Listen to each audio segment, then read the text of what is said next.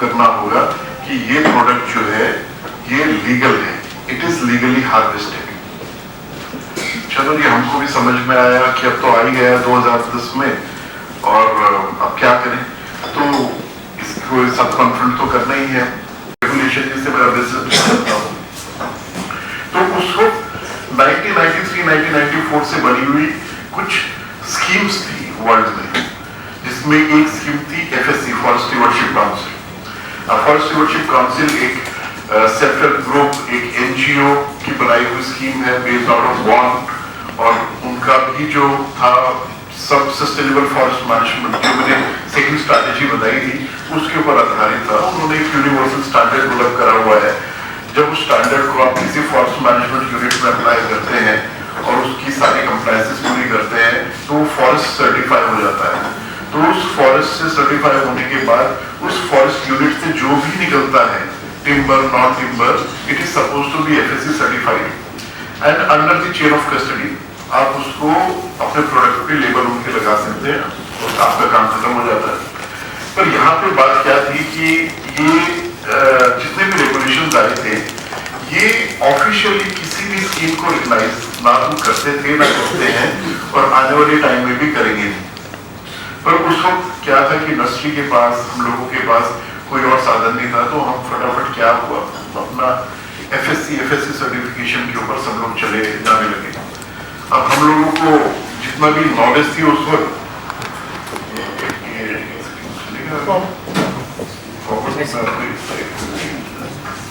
Source यानी forest unit जहां से वो पेड़ आ रहा है, या वो फार्मर यूनिट जहां से वो पेड़ आ रहा है, वो वाला एरिया सर्टिफाइड नहीं होगा, वो उनके प्रिंसिपल, क्राइटेरिया और इंडिकेटर्स को कंप्लाइज नहीं करेगा, तब तक उसके सर्टिफिकेशन का कोई महत्व नहीं है। तो अभी तक मैंने देखा है मार्केट में, अभी तक ये चल रहा है कि भाई फैक्ट्री कहती है कि हमने तो अपने आप को FSC सर्टिफाई करा लिया है, और वो बायर को कहता है और आपको कहता है कि हम FSC सर्टिफाइड माल सप्लाई कर देंगे। पर कैसे सप्लाई करेंगे जब तक कि उसका सोर्स, जहां से उस फाइबर को आना है, जहां से उस लकड़ी को आना है, वो सर्टिफाई नहीं है। तो ये मिसइंटरप्रिटेशन अभी तक मार्केट में चल रही है। एनीवेज, मैं थोड़ा सा FSC से यहाँ पे थोड़ा सा हटना चाहूंगा, क्योंकि FSC उस वक्त के लिए, क्योंकि कुछ और नहीं था, तो एक ठीक है, उसने डूबते को तिनके का सहारा देने वाली बात करी, थोड़ा सा काम करा, लोगों ने सर्टिफिकेशन में जाना शुरू करा, समझना शुरू करा, चेन ऑफ कस्टडी को समझना शुरू करा, है ना। हमने बड़ी मेहनत करके उस वक्त APCH और हमने मेहनत करके हमने FSC को भी प्रमोट करा इस कंट्री में, और हमने ये देखा कि हमने जाके UP फॉरेस्ट कॉर्पोरेशन का 4.5 लाख हेक्टेयर एरिया तक सर्टिफाई कराया। मैं, राकेश जी, रावत जी, हम लोगों ने बड़ी मेहनत करी उस वक्त UP फॉरेस्ट कॉर्पोरेशन वालों को कन्विंस करने के लिए। भाई उनका तो सीधा मानना है, वो तो IFS सर्विसेज है, वो कहते हैं हमारे management plans are in place, we have a working plan code है, हमारी फॉरेस्ट्री ब्रांडिस के टाइम से चली आ रही हुई है, और जो है हमारा तो पूरा सस्टेनेबल फॉरेस्ट मैनेजमेंट है। Why do we need to have somebody, the auditors coming from third country and looking into our practices and then certify us and then give us the certificate? We don't want that. कोई तैयार नहीं है। आज की date में भी आप किसी भी फॉरेस्ट के अंदर चले जाइए, कोई भी फॉरेस्ट सर्टिफिकेशन के लिए किसी भी थर्ड पार्टी का ऑडिट करने के लिए तैयार नहीं है, और ना होंगे, क्योंकि उनके पास अपनी डेलिब्रेशंस है, उनके पास अपना आर्ग्यूमेंट है कि why should we go for it, कि NGO आके हमको वहां से आके हमको हमारी फॉरेस्ट्री बताएगी।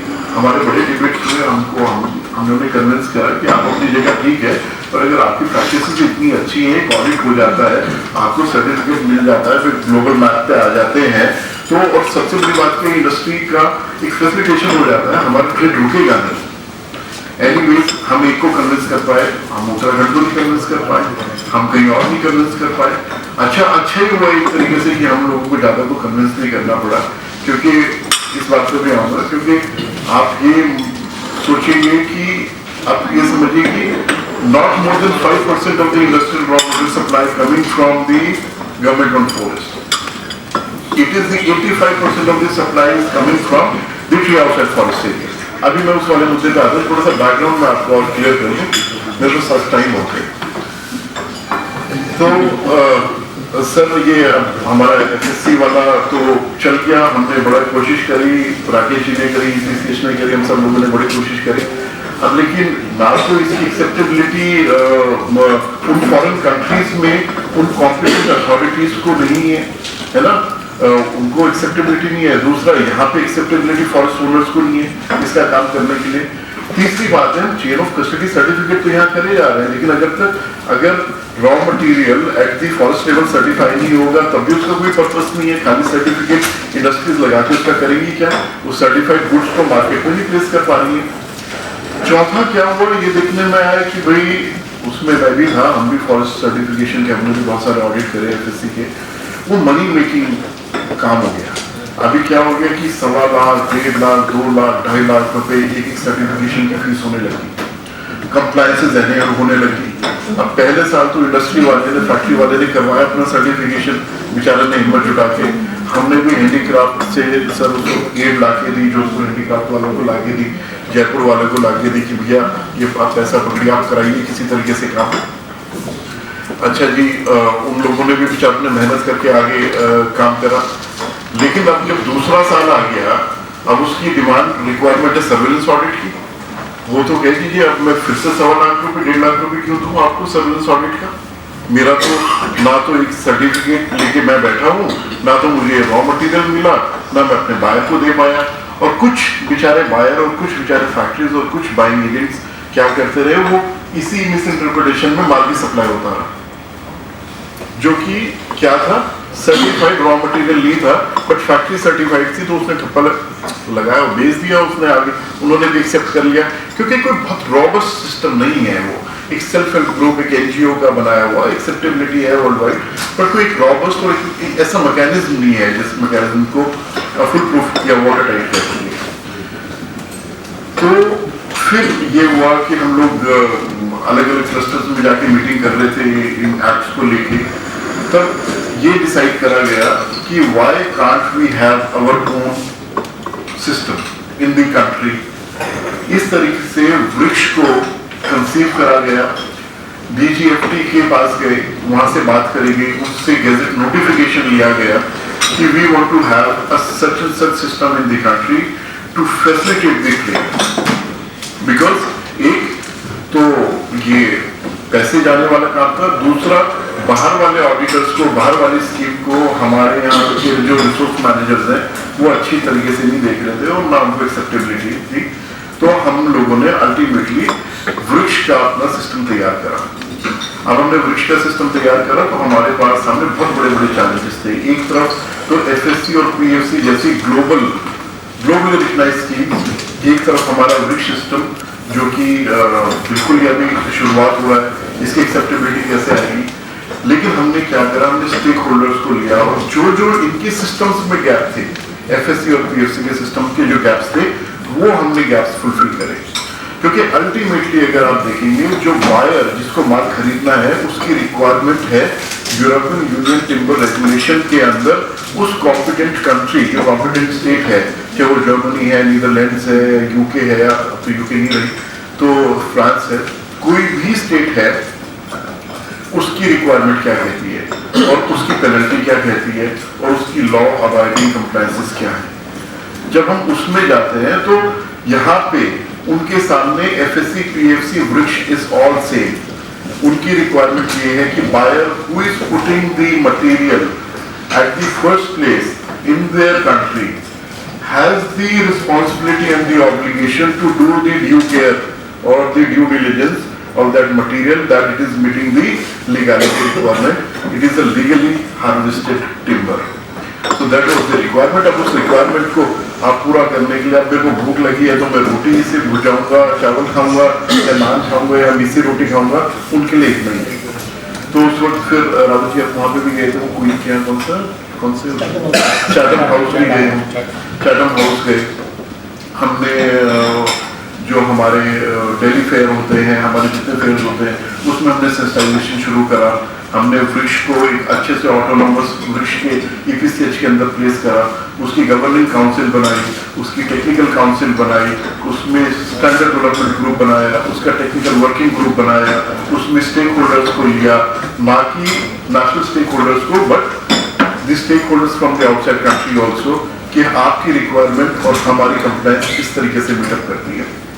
आई कैन चैलेंज यू कि अगर आप वृक्ष के स्टैंडर्ड को देखेंगे चेन ऑफ कस्टडी के और आप किसी और स्कीम के स्टैंडर्ड को देखेंगे तो किसी से भी आप थर्ड पार्टी से असेसमेंट कराएंगे तो आपको पता लगेगा कि इसमें इतने यूनिक फीचर्स हैं वृक्ष के स्टैंडर्ड में चेन ऑफ कस्टडी के कि वो आपको दूसरी जगह नहीं मिलेंगे। इसमें लीकेज होने की संभावना ही नहीं है। इसमें बैच अकाउंटिंग का सिस्टम हमने एक ऐसा डाला था जिससे और किसी सिस्टम में ऐसा नहीं है, जिसकी वजह से फुल प्रूफ और वाटर टाइट एक सिस्टम बनता है। ठीक है, हम लोगों की थोड़ी सी ये रही कि हम लोगों ने इसको प्रमोशन जिस तरीके से और करने चाहिए थे फॉरेन कंट्रीज में जाके आप लोगों के साथ मिलके आपके बायर्स के साथ डायरेक्ट वन डायलॉग ओपन करके और हम बताते कि how we are so competent in comparison to the any other scheme which exist in the globe.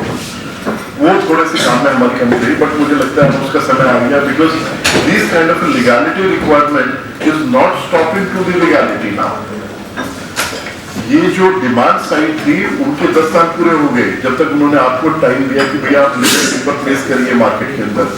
अभी मैं एक यूरोपियन यूनियन के एक ग्रुप में हूँ जो न्यू लॉज फ्रेम करता है, तो मेरे को इसलिए जानकारी रहती है कि अभी नया नया क्या आ रहा है। तो अभी यूरोपियन यूनियन और यूरोपियन कमीशन से नई रिक्वायरमेंट भी पास हो गई है जिसमें now they are talking about the forest degradation and deforestation.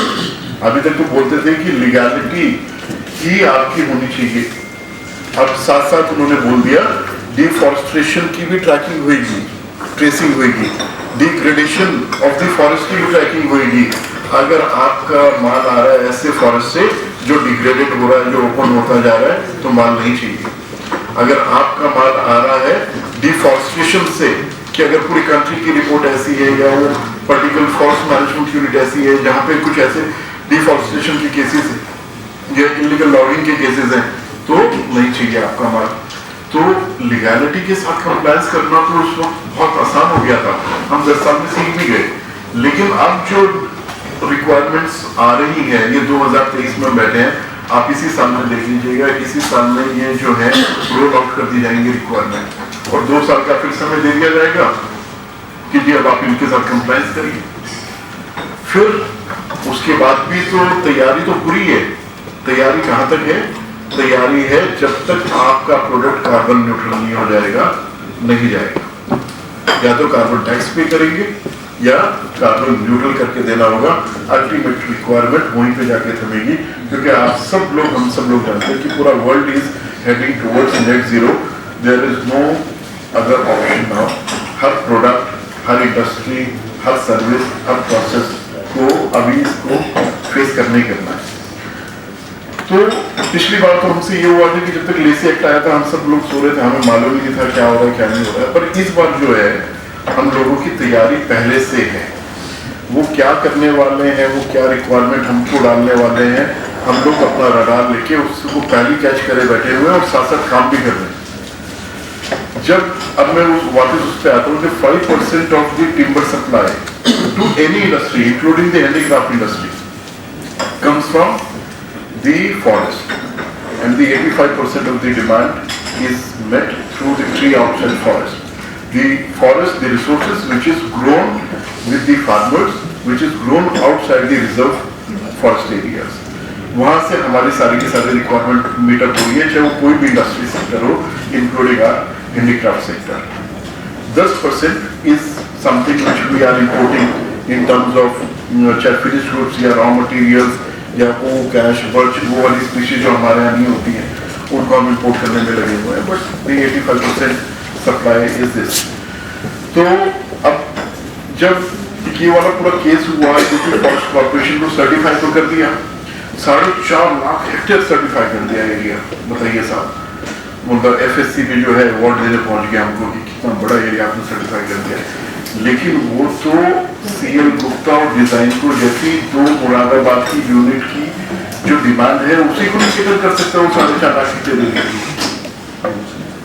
तो बाकी जो जोधपुर में है, जयपुर में है, नगीना में है, जो भी कैचमेंट एरिया में है, जो भी माल खरीदते हैं यूपी से या नेबरिंग स्टेट से, उनको माल कैसे मिलेगा? और मान लीजिए अब हम उत्तराखंड से बात कर रहे थे, उत्तराखंड चले भी गए, वो तैयार भी हो गए, तो again this situation remains the same, 5% supply, but यहाँ तो माल जाना बंद हो जाएगा, कैसे होगा? तब जो है EPCH has conceived this notion that हमको ऐसी स्कीम लेके आनी पड़ेगी जो हमारी कंट्री के कंटेक्स्ट में रेलेवेंट हो। अगर हमारा 85% रिसोर्सेज फॉरेस्ट के बाहर है तो हमको इसको सर्टिफाई करने का कोई माध्यम लाना होगा, हमको इसको सर्टिफाई करना होगा।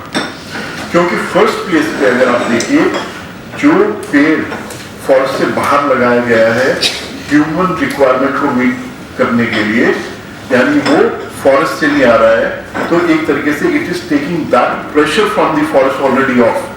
तो nothing can be more sustainable than this tree which is grown of the farmer से। लेकिन अब चैलेंज के ऊपर चैलेंज, यहाँ तो बड़ा कागज का काम है साहब, स्टैंडर्ड बनाने पड़ते हैं, पब्लिक कंसल्टेशन करनी पड़ती है, लोगों से वेटिंग करानी पड़ती है, ये होता है, दुनिया भर के डेलिब्रेशन होता है, तब जाके कोई डॉक्यूमेंट तैयार होता है, फिर उसका अप्रूवल होता है, फिर उसका इम्प्लीमेंटेशन होता है, फिर उसका सिस्टमाइजेशन होता है, लॉन्ग वर्क। 2016 में राजेश जी, 2016 में ट्री आउटसाइड फॉरेस्ट सर्टिफिकेशन को कंसीव करा हमने। इस बार स्टेक होल्डर्स किनको साथ में लिया कि कोई हमारे ऊपर ये उंगली ना उठा सके कि ये स्कीम तो आपने घर में बैठ के बना। फॉरेस्ट की यूनिट को सर्टिफाई करने के लिए स्टैंडर्ड बना हुआ है, वो ट्री आउटसाइड फॉरेस्ट के लिए ही बना हुआ है। लेकिन हमने इस बार भी हमने FSC से भी बात करी, हमने PFC से भी बात करी एज ए वृक्ष प्रोग्राम, एज ए EPCH, कि भाई हमारे यहाँ तो ये है कहानी, आप बताइए इसमें क्या हेल्प कर सकते हैं, आप क्या करेंगे? उन्होंने कहा कि हम तो जहाँ हैं जैसे हम तो वैसे ही रहेंगे, आप देखिए क्या करना है। तो ये सारे स्टेक होल्डर्स को सर हमने लिया, आप देख लीजिए क्या क्या नाम है, और हमने 2016 में इस स्कीम के मैकेनिज्म के ऊपर काम करना शुरू किया। अंदर क्या होगा कि सारा का सारा हमारा जो सप्लाई चेन है हैंडीक्राफ्ट सेक्टर का, वो up to 90% would be certified by 2028। बहुत सारे डेलिब्रेशंस हम ले रहे हैं, बहुत सारा काम इसके पीछे कर रहे हैं, जिससे आप लोगों को अपना माल बाहर बेचने में प्रॉब्लम नहीं आएगी। हम लोगों को किसी फॉरेन स्कीम के पास जाके हाथ फैलाने की जरूरत नहीं है कि आप हमारा जो है कुछ भला कर दीजिए, यहाँ पर FSC का ठप्पा लगा दीजिए हमारे ट्री आउटसाइड फॉरेस्ट में। आप मारुति कार के अंदर आप जो है मतलब BMW का टायर तो नहीं लगा सकते ना। अगर फार्मर का रिसोर्स है जो बेचारा स्कैटर ट्री है, मैं आपको दिखाता हूँ कि हमारे रिसोर्सेज कैसे हैं। ये हमारे resources tree outside forest farmer के खेत के बंड्स पे लगा हुआ है, हाईवेज पे लगा हुआ है ना जी। ये कहीं कहीं ब्लॉक प्लान में 100, 150, 10, 20 ऐसे पेड़ लगाए हुए हैं। अब उसके ऊपर क्या आप FSC के स्टैंडर्ड लगा के 150 क्राइटेरिया की और 56 क्राइटेरिया और 120 इंडिकेटर की कंप्लायंसेस देखोगे? हो ही नहीं सकता। या फिर आप उस स्टैंडर्ड को लगा के और किसी भी तरीके से सर्टिफिकेशन कर दोगे, जैसा कि हो रहा है। बहुत लोगों ने इस बात पर क्वेश्चन उठाया कि भाई अभी तो जोधपुर में मैंगो की सर्टिफाइड सप्लाई की कोई कमी नहीं। हमने भी देखा कि रिपोर्ट जंगल उगाए इस कंट्री के अंदर जिनका सर्टिफिकेशन हो गया है ना, और जो कि है धड़ल्ले से जाने लगा। तो वो क्या है, सब इट्स ऑल आई वॉश, आज नहीं तो कल। क्योंकि FSC तो एक NGO, एक सेल्फ हेल्प ग्रुप ही है ना, मतलब उसकी कोई गवर्नमेंट टू गवर्नमेंट, हमारा तो DGFT के नोटिफिकेशन से बनाया है। जब हमारा दिलबर्जिया शिशु फंस गया था, दिलबर्जिया लेटिफोलिया फंस गया था है ना, तो गवर्नमेंट ने हमको अथॉरिटी बनाया, असिस्टेंट साइट्रस मैनेजमेंट अथॉरिटी बनाया, और हमको ये अथॉरिटी दी कि आप देश की स्कीम है, आप ठप्पा लगा के 184 कंट्रीज में हमारा शीशम रुका नहीं है, ट्रेड को रुकने नहीं दिया। मैं और रावत जी, मुझे याद है, हम 1 महीना तक हम जिनेवा बैठे थे, साइट्रस सेक्रेटरीट में बैठे थे, और हमने किस किस कंट्रीज के साथ हमने लॉबिंग नहीं करी, कैसे कैसे हमने अपना केस को प्रेजेंट नहीं करा, और किस तरीके से हमने जो है शीशम को बाहर निकाला। आज भी शीशम का ट्रेड चालू है। वर्मा जी ने आपको बताया कितने मोर देन 20,000 शिपमेंट सर्टिफिकेट हम लोग दे चुके हैं इन सालों में। तो क्यों कर पाए थे काम? क्योंकि हमारे पास मैकेनिज्म था, हमारे पास प्लेटफॉर्म था। तो कोई एक चैलेंज आ गया, साइट्रस का चैलेंज आ गया, हमारी एक ऐसी species out of 3 major species उसमें फंस गई, निकालना तो निकाल लिया इस तरीके से। तो आज वही तैयारी हमने करी है अपने फार्मर के मटेरियल को सर्टिफाई करने की, जिससे कि हम उसको प्लेस कर सकें। अब प्रॉब्लम यहाँ पे क्या आती है, जो आप लोगों के सामने भी सबसे बड़ा चैलेंज है कि वनस्पति घी के नाम पे डालना, फॉरेस्ट सर्टिफिकेशन के नाम पे FSC। अब जो है आप भी वही बोलते हैं, इंडस्ट्री जो बिचारी कर रही है वो भी यही बोलती है, जो बायर है जिसको कंप्लायंस मीटअप करनी है उसके पास भी कोई और चारा नहीं है, वो भी यही बोलता है। क्योंकि हम सब लोग जो है हम वो उस लेयर के अंदर है जहां पे हमको तो भैया करना है, रूल बनाने वाले तो रूल बनाएंगे, हमको तो उनसे कंप्लायंसेस करनी है, तो क्या करेंगे, अब कहाँ जाएंगे। तो वो तो आपसे बोला उसने, मतलब वर्ड ऑफ माउथ है ना, चलता है उसने। हमने इस पे भी रिसर्च करी, हमने ये देखा कि भैया कौन कौन सी स्कीम्स वर्ल्ड में अवेलेबल हैं और उनकी क्या रिकग्निशन है और उनकी क्या एक्सेप्टेंस है। सबसे पहले अगर प्रोक्योरमेंट्स में देखें और अगर पब्लिक प्रोक्योरमेंट्स में देखें तो 100% all the countries which has got any procurement criteria towards sustainability on the forest product 100% दे से कि हमारे लिए FSC और PFC बिल्कुल इक्वल है, वृक्ष भी हमारे लिए बराबर है, हमें कोई दिक्कत नहीं है। यही बोलती है गवर्नमेंट अथॉरिटीज, दी कॉम्पिटेंट अथॉरिटीज, है ना। फिर हम आ जाते हैं जहां पे अब चॉइस शुरू होती है। चॉइस शुरू हुई प्राइवेट प्रोक्योरमेंट के अंदर। अब टारगेट है, वॉलमार्ट है, आइकिया है, बेड बाथ बियॉन्ड है, पॉटरी बार्न है, विलियम सोनोमा है ना जी, जॉन लुइस है। अब सब सस्टेनेबिलिटी है, लॉस तो सबके FSC के अंदर कितनी लीकेज है कोई समझ नहीं पा रहा है, पर वो किसी तरीके से रिक्वायरमेंट मीटअप कर पा रहा है। तो बीच में वो एक बार वो भी आए थे TFT, क्या था उसका फुल फॉर्म, वो भी 2-4 अमेरिकन बायर को रिप्रेजेंट करने और सप्लाई चेन को देखने आए थे कि कहाँ पे इलीगल लॉगिंग और उसका मटेरियल जा रहा है, पर नहीं सस्टेन कर पाएंगे ना, सस्टेन हो ही नहीं सकता है ना। और आगे आने वाले जैसे जो टाइम आ रहा है उसके हिसाब से आप देखोगे तो ये सेल्फ हेल्प ग्रुप की जो भी स्कीम्स है इनका कोई प्लेसमेंट नहीं है। Ultimately it would all be the government to government. तो जो आपका वृक्ष का प्रोग्राम है ये गवर्नमेंट के नोटिफिकेशन से बना हुआ प्रोग्राम है। अल्टीमेटली जब दिलबर्जे से इसको फंसाएगा तो कोई FSC PFC यहाँ भी नहीं था इसको निकालने के लिए, बचाने के लिए। वृक्ष की लीगैलिटी स्कीम पे ही गवर्नमेंट को भरोसा था और वहीं से इसको निकाल के और पूरा सोल्यूशन प्रोवाइड कराया गया। तो आगे आने वाला जो टाइम है, जो जहां हम डिफॉरेस्टेशन की बात कर रहे हैं, डिग्रेडेशन की बात कर रहे हैं और कार्बन की वैल्यूज की बात कर रहे हैं, नेट जीरो की बात कर रहे हैं, प्रोडक्ट के ऊपर कार्बन न्यूट्रलिटी की बात कर रहे हैं। अदरवाइज पे नहीं कर पाएंगे, टैक्स नहीं पे कर पाएंगे, धंधा बंद हो जाएगा जो कार्बन का टैक्स है। तो कार्बन न्यूट्रल करके प्रोडक्ट को बेचना पड़ेगा। तो EPCH के अंदर हम इस वृक्ष प्रोग्राम के अंदर यही डेलिब्रेशन कर रहे हैं और इन्हीं के ऊपर हम काम कर रहे हैं। तो एक काम तो हमने ये कर लिया सक्सेसफुली कि जो हमारा रिसोर्स था जिसके अंदर हमारी सप्लाई आती थी इंडस्ट्री को, उस रिसोर्स का सर्टिफिकेशन कैसे होगा उसका हमने पूरा माध्यम निकाल लिया है और अगले 1-2 महीने में हम इसको रोल आउट भी करेंगे। हमने साथ साथ इंटरनेशनल रिकग्निशन के लिए, क्योंकि हमको मालूम है भैया जिसको जो आर्मी के नाम पे जवान पे चढ़ा हुआ है कुछ उसे चाहिए FSC तो मांगेगा। तो हमने FSC से भी बात करी, हमने PFC से भी बात करी कि हमारा ट्री ऑर्चर्ड फॉरेस्ट का स्कीम है, आप बताइए इसे कैसे म्यूचुअल रिकग्नाइज करते हो। FSC का तो देखिए सीधा सा है, उनको तो हर साल अपनी एनुअल एक्रेडिटेशन फीस बढ़ा देनी है, पैसा कमा लेना है और जो है वापस कंट्री में डालना नहीं है, और ये वाला उनका तो काम चल रहा है। हाँ, PFC वाले हमसे राजी हो गए, उन्होंने तैयारी कर दी, उन्होंने कहा कि भैया हम आपकी TOF की स्कीम को एंडोर्समेंट दे देंगे, यानी कि हमारे वृक्ष के हिसाब से वृक्ष के प्रोग्राम पे वृक्ष के प्रोडक्ट के ऊपर हमारा अगर कहीं रिक्वायरमेंट है तो वो इंटरनेशनल PFC का मार्क भी उसके ऊपर लग जाएगा। बाकी रही बात FSC की, हम उनसे डायलॉग ओपन करके रखेंगे कि भैया आपके देशों में ये रिक्वायरमेंट है, अगर आपको करना है तो करिए, इसे देखेंगे कैसे करेंगे, लेकिन आपका काम रुकता नहीं। अब आपका काम रुकेगा नहीं। बाय 2028 राकेश जी का कहना है, EPCH का विजन मिशन है कि हम 90% ऑफ द रॉ मटेरियल जो भी हैंडीक्राफ्ट सेक्टर को जाता है वुड का, वुड भी सर्टिफाइड। 2035 तक हम अपने सारे के सारे प्रोडक्ट को कार्बन न्यूट्रल करने की पूरी कोशिश करेंगे, जिससे कार्बन टैक्स वगैरह हमारे ऊपर ना आए। TOF की स्कीम के अंदर डिफॉरेस्टेशन और डिग्रेडेशन को लेकर ऑलरेडी सेफगार्ड्स ले लिए गए हैं, है ना, उससे आपका काम नहीं रुकेगा।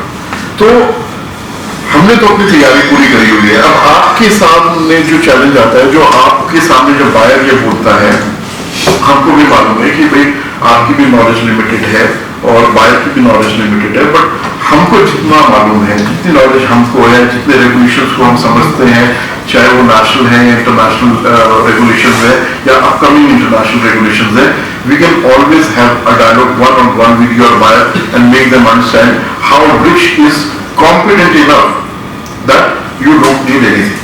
और अगर आप किसी और पे जाएंगे तो जो अभी 10 साल में हुआ है कि आप सर्टिफाइड गुड्स मार्केट में प्लेस नहीं कर पा रहे हैं, नहीं कर पाएंगे।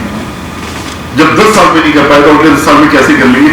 कैसे फॉरेस्ट के अंदर आप घुसेंगे उसको सर्टिफाई करने के लिए, या कैसे आप फॉरेस्ट मैनेजमेंट के स्टैंडर्ड जो है किसान के रिसोर्सेज के ऊपर लगाएंगे? कोई माध्यम नहीं है, कोई वे आउट नहीं है। वे आउट यही है, आपका अपना जो प्रोग्राम है वृक्ष का प्रोग्राम, इसका सेंसिटाइजेशन अपने बायर्स के साथ करिए। हम आपको हेल्प डेस्क दे देते हैं, हम आपको वन-ऑन-वन जितनी जूम मीटिंग्स हैं, उनके जो भी सस्टेनेबिलिटी डिपार्टमेंट है आपके यहाँ, बाइक्स तो बड़े बड़े बाइक्स हैं, तो बड़े बड़े कंपनीज हैं, इनके क्या सस्टेनेबिलिटी विंग्स हैं, उनके हम हर क्वेश्चन को आंसर करने के लिए तैयार है।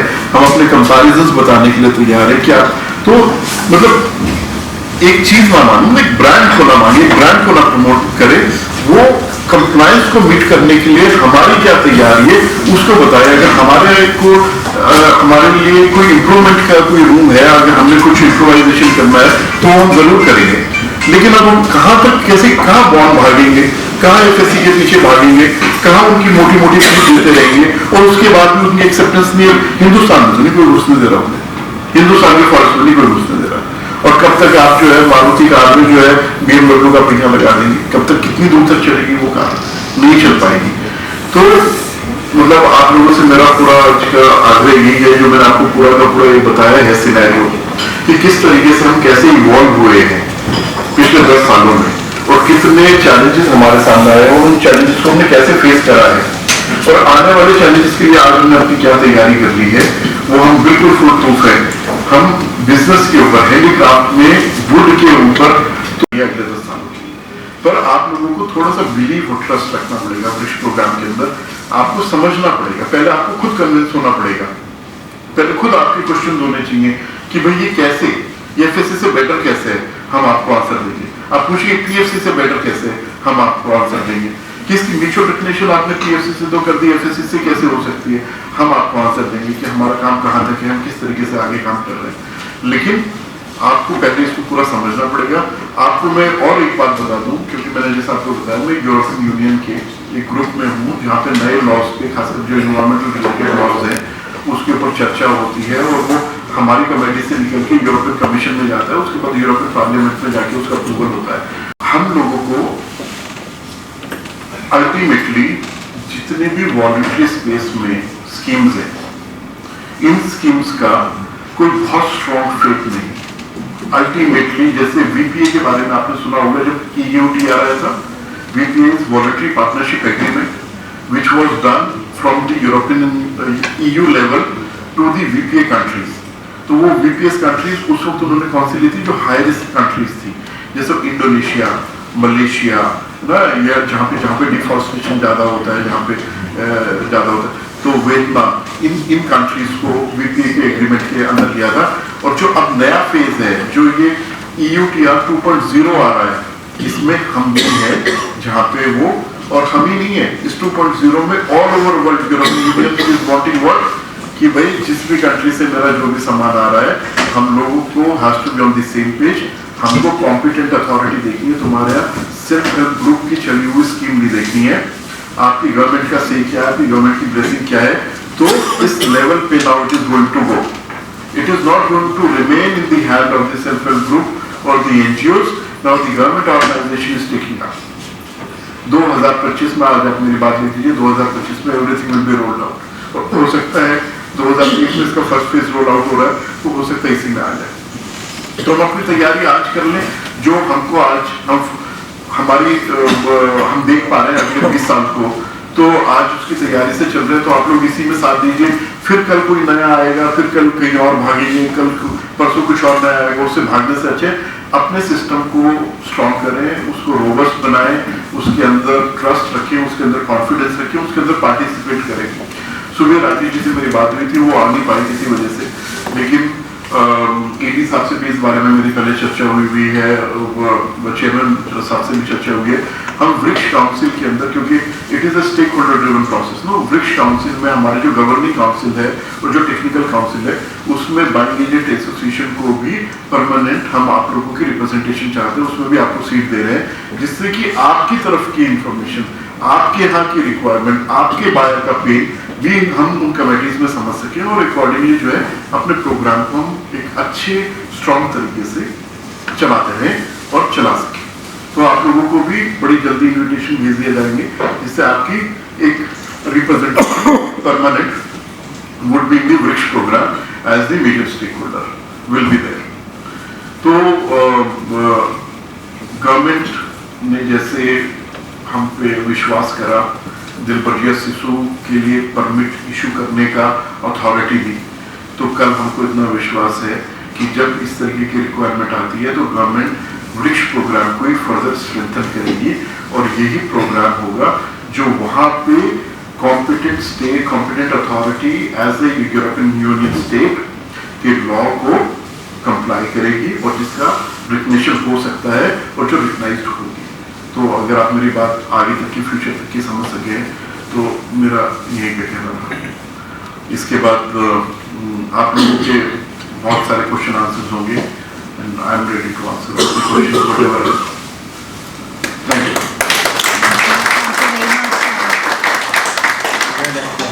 Thank you very much, Sachin ji. This was really very informative. On that note, I would also like to invite past chairman EPCH, Mr. Ravi Pasi ji, who has immense experience and as an export entrepreneur himself, to address us all. Exporter बने, export तो कभी life में सोचा नहीं था हम बन जाएंगे। जैसे तैसे ये सारा किया और मुझे याद है कि जब हम एक्सपोर्टर शुरू में बने थे तो उन दिनों आइवरी का बड़ा बोलबाला था, यूरोप में आइवरी जाती थी, तो हम कहते थे आइवरी आती कहाँ से है, वो गुजरात से आती है जी, वहाँ से उठा के इधर उधर कर देते हैं, उसकी कोई चूड़ी बना रहा है, कोई कुछ कर रहा है, तो हम भी गुजरात इलाके में घूमना शुरू कर दिया। पता चला कि 6 महीने के बाद आपके पास आप तो हाथी मार रहे हो, चलो जी एक कोई बुक लिखी गई, कोई साइट्स लिखी गई, उन्होंने बोला नहीं नहीं नहीं नहीं कोई एक्सप्लेनेशन। जैसे अभी मैंने ये देखा है इसके अंदर कि एक फार्मर है जो 120 पेड़ अपने जो उसकी बट कहते हैं खेतों की, उसके ऊपर लगा देता है, तो 10-15 साल उसको एक्स्ट्रा मनी मिल जाती है, यूज करता है। तो हमारे यहाँ चल रही कि भाई यहाँ हिंदुस्तान में बड़ी लड़ाइयाँ हुई थी पिछले 500-700 साल में, हाथी आती थे, वो आइवरी पड़ी हुई है, देखो गुजरात चले जाओ, वहाँ चले जाओ, भाई वो कह रहे हैं इतनी आइवरी आ गई। तो फिर लोगों ने, किसी ने इंपोर्ट करना शुरू कर दिया साउथ अफ्रीका, तो पता चला जी अब ये destination origin of ivories South Africa हो गया है, तो उन्होंने वहाँ पे भी एम्बार्गो लगा दिया। तो अल्टीमेटली वो एक सर्टिफिकेट ऐसी कॉम्प्लिकेटेड आ गई कि आइवरी को बंद करना पड़ा। उन्होंने बोला जिसके घर में आइवरी 1 किलो 200 ग्राम 500 ग्राम है वो सारे वाइल्ड लाइफ के अंदर डिक्लेयर करो और उसको एक इनका इंस्पेक्टर आएगा, उसको सील करके जाएगा, you can not open, you can not send और anywhere that you have to keep. I heard it from this handicrafts, जो आप अगर कुतुब मीनार पे जाते हैं, बहुत बड़ा सा हैंडीक्राफ्ट का वो है शोरूम, तो उनके पास बड़े बड़े वो, आई नो हिम पर्सनली, तो उसके पास तो 1000 किलो आइवरी, मैं ये कहता वो ताला लगा गए, सील हो गया, आज 20 साल से ये ऐसे पड़ी हुई है, क्या करें, जगह घेरी हुई है, खोल सकते नहीं है, आज भी वो रूम लॉक है, आज भी वो रूम है। इंडियन एरिका विक्टोरिया जब आप कुतुब मीनार जाते हैं बहुत है। फिर बात चली वुडन, लकड़ी मुड़ जाती है, क्यों मुड़ जाती? नहीं सीजनिंग प्लांट लगाओ, तो चलो जी, that was my first time also के 99 के अंदर भी मैं ही चेयरमैन था, तो सीजनिंग प्लांट लगाने लगे, उसको ऐसे करो जी दीमक ना लगे, वो सारे वो बड़े सारे कुछ, अब तो कोई प्रॉब्लम नहीं है, वो सारा ट्रीटमेंट दीजिए, वो होने लगा, फंडिंग वो 5-10 साल वो चलता रहा एक टॉपिक, चलो भी कोई प्रॉब्लम नहीं है। जैसे अभी इसका थोड़ा मुद्दा आया, तो मुझे याद है कि जिस दिन मैं चेयरमैन बना दोबारा से 2018 मई के अंदर, अब मुझे रावत साहब का फ़ोन आया तो मैं तो सैटरडे को मैं तो उल्टा गुड़गांव किसी पर्सनल उससे गया तो इनका बोला नहीं आना है जी, आना है, वो करना है। तो मिनिस्ट्री ऑफ एग्रीकल्चर में, मिनिस्ट्री ऑफ एग्रीकल्चर में क्या हो गया, कहता नहीं सर चलो। एनीवे वहाँ पे गए और वहाँ वो इतनी किताबें खोल के बैठे हुए हैं। क्या हो गया जी, एफएमडी बड़ी, मैंने कहा जी एफएमडी का ही होगी, कहते जी बोन के ऊपर हो गई है, फूड एंड माउथ डिजीज, क्योंकि वहां से युगांडा और साउथ अफ्रीकन कंट्री से इतनी गायें भैंसों का बिना ट्रीटमेंट के सर्टिफिकेट के साथ यहाँ पे माल इंपोर्ट हो रहा है, हम जितनी शिपमेंट है सारी रोक देंगे। मैं कहता सर ये मुझे तो पता ही नहीं, मेरे को तो अभी 12 घंटे चेयरमैन बने हुए हैं, ये आपने इतना ताम जाम हिला दिया। मुझे तो ये मैं इतना जरूर जानता हूँ कि बोन इंडिया में बहुत है, हमारे यहाँ पे इतने एनिमल्स हैं, ये मरते हैं तो उनको यूज कर सकते हैं, मगर ये स्पेशल टाइप की गायें भैंसें हैं जो उधर साउथ अफ्रीका में जिनकी हड्डियां बड़ी मोटी हैं और उनसे अच्छे चीज़ें बनती हैं। और बाद में पता चला जी ये तो नेपाल से भी स्मगल हो रही है, बांग्लादेश से भी हो रही है, पाकिस्तान से भी हो रही है, यहाँ वो सारा करके उसके ऊपर 3 घंटे तक बैठा लिया उन्होंने। नो वो साहब बोले नहीं, बिल्कुल नहीं, एक्सपोर्ट बंद करो। मैं कहती एक्सपोर्ट कहाँ से बंद कर दें? तो कुदरती रावत साहब के पास कोई डाटा था, मैं कहा खोलो, तो हमने उनको दिखाया, देखो जी इसकी चेस्ट भी बनती है, इसकी वो सारी चीज़ें देखो, आप कितना हैंडीक्राफ्ट बनता है, आप कहते हो जी इसको बंद कर दो, तो आप एक काम करो, जहाँ से ये आ रही है उसका बेस पकड़ो ना। पता है ये चला, अगर ये सपोज साउथ अफ्रीका से आ रही है, वहां पे बड़ा सिस्टम है, आप $10 दो सर्टिफिकेट ले लो, चलो जी बिल्कुल सेफ है, कोई दिक्कत नहीं है, कुछ नहीं है। हमने कहा जी पहली बात तो एम्बेसी वालों को लेटर लिखो, इनके भी लिखो, भाई वहां पे जो सर्टिफिकेट इश्यू करते हैं उनको क्यों नहीं कंट्रोल करते, तुम हमारे ऊपर कहते हो। एफएमडी आ गया, हिंदुस्तान वाले एनिमल्स बोन्स के अंदर कुछ नहीं है, ये सारा वहां से आता है, क्योंकि उसका प्रोसीजर होता है। जैसे जैन साहब ने अभी बताया भी लकड़ी के अंदर भी ये ऐसे प्रोसीजर है, तो वहाँ भी प्रोसीजर उस केमिकल्स के अंदर इतने दिन तक उन्होंने बोला 40 डेज के अंदर एक पर्टिकुलर टेम्परेचर के बीच में आपको वो बोन रखनी पड़ेगी, उसके बाद you can send it to the other countries. So that was the thing. चलो जी वो मीटिंग शिटिंग वाला ठीक है, उन्होंने इधर उधर देख के खत्म कर दिया। ये तो हो गया इसका। अब इसके बाद ये लकड़ी के ऊपर, चलो जी पहले तो 2 का था, ठीक है जी, वो रोज वूड नहीं कर सकते, नगीना वगैरह को प्रॉब्लम थी। फिर उन्होंने बोला शीशम नहीं कर सकते, नहीं शीशम बड़ी होती है, होती तो है यहाँ पे साफ बात है, मगर एक प्रोसीजर नहीं है, क्योंकि वो हो ही नहीं सकता। अलग अलग जगह पे आदमी लगाता है, कहाँ से फॉरेस्ट इसके ढूंढेगा, क्या करेगा क्या नहीं करेगा। तो ये मैं ये कह रहा था कि जो अभी मैंने सचिन जी की बातें इतनी सुनी, इंटरेस्टिंग थी बड़ी, कि पीछा तो हम भी नहीं छोड़ने वाले।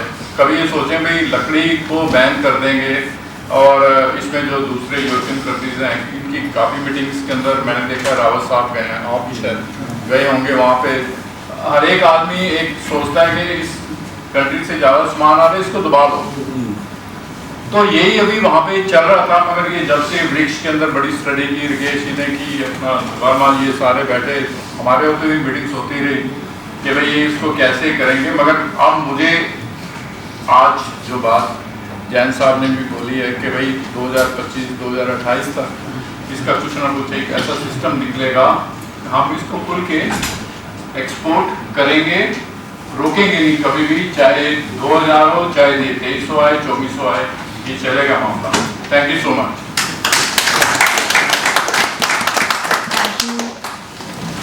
Thank you, sir. Very inspiring questions from our members here. Anybody has any questions that we would want to address? Hanji Sandu.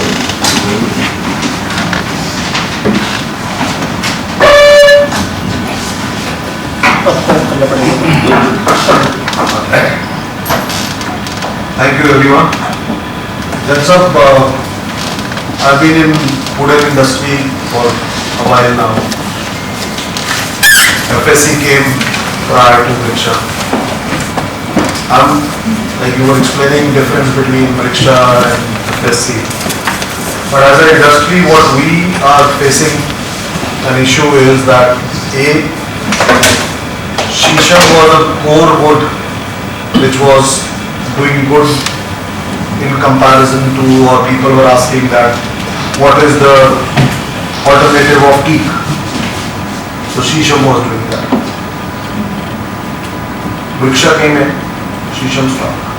I'm not an exporter, but that something has happened. Then prices of mango and acacia have gone so high that we are moving towards anemic lines. Clients also want to get into imported goods now because the price point is going high for acacia and mango also. As your aim and everyone's aim is to have our Indian wood surviving, but that's the aim, that Indian wood should be working. But the scene, what is happening is that Indian wood is taking a back seat. Imported woods are coming in forward. He does furniture, I do furniture, there are many people who does more furniture. And we are suffering this kind of a challenge, which is definitely all you are authorities and you can look into. I spoke to Rakesh sir also and Oki sir also that veneer is also coming in a big way. And we need to work on that there has to be some standardization of pricing for veneers because everyone is quoting their own prices. Eventually what is happening is we are coming to a stage where we have to compromise on many things and we can't survive on getting the business to that extent where we used to. I worked for some retailers, I used to ship like 1,000 chairs, 1,000 dining tables, all those programs were there. Now we do more like decorative products, which has the accessory attached or as a hardware or something. But to have our Indian core wood, we've gone low. So that is the only submission I requested. I wanted to put in request that yes, the program is valid and what we're doing is great. But because of Vriksha, Shisham, people have backed out of Shisham. I don't know why. Shisham with or acacia or mango with Shisham. And so alternative is we're importing goods. So Indian wood is having a challenge and definitely you guys need to look into it. That's the only thing. Thank you. Three things. First thing is that you said Shisham stopped. So I tell you, Shisham never stopped.